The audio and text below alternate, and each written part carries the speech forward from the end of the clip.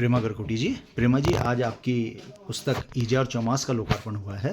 इस पुस्तक के संदर्भ में आप क्या कहना चाहेंगे? नमस्कार सर, ये मेरी किताब है ईजा और चौमास, और ये मेरी पहले कविता संग्रह है। ये समय साक्ष्य प्रकाशन से आई है और अनिल कार्की जी ने इसकी भूमिका लिखी है।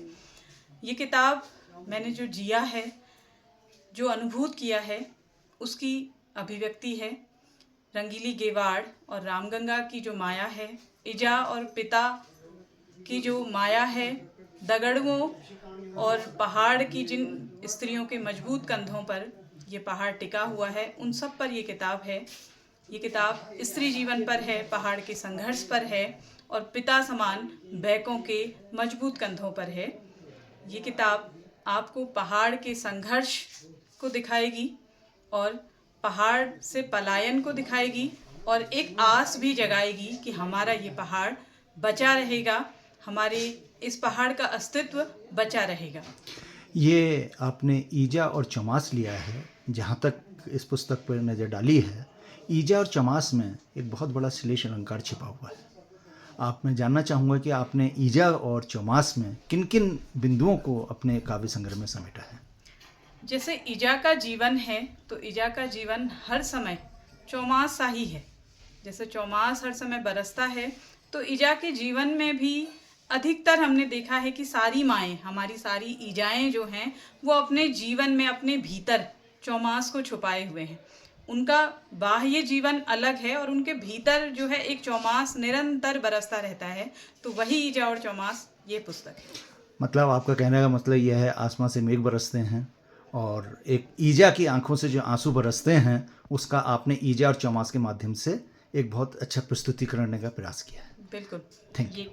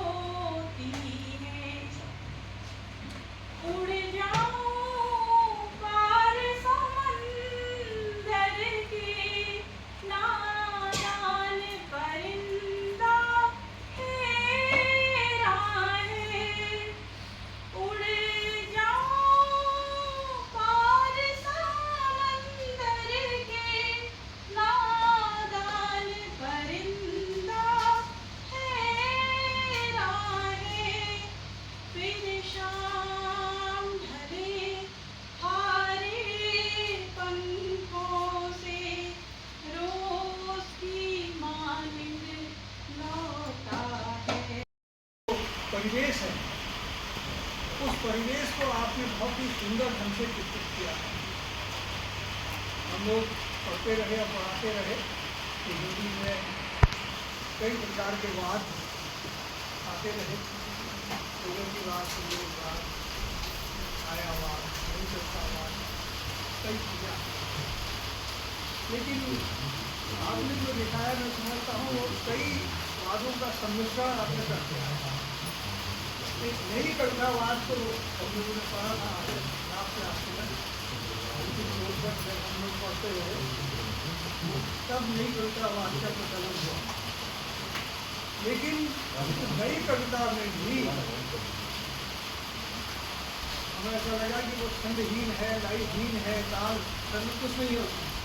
लेकिन उसके बाद भी जो आपने इसमें लिखा है, वो बहुत सुंदर है। जितनी तारीफ की जाए बहुत कम।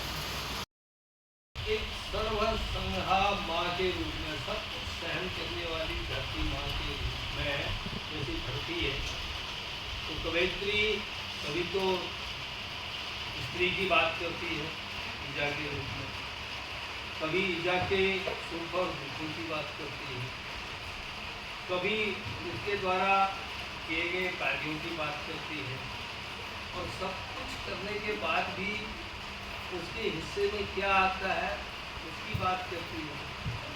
और उसके बाद फिर चौमास की बात करती है। चौमास से संबंधित कई कविताएँ इस संग्रह में है।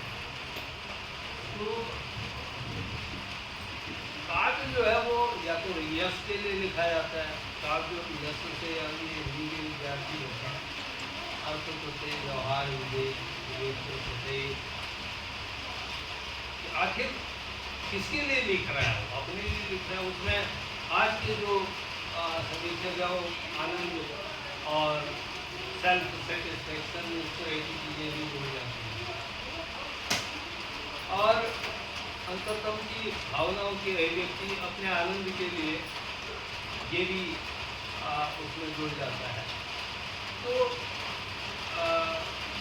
हेमा जी को निश्चित रूप से आनंद तो अपनी रचनाओं में मिला ही मिला होगा, पर इसके साथ इसमें एक बहुत जबरदस्त ढंग से लोक कल्याण की भावना को भी उन्होंने पिरोया।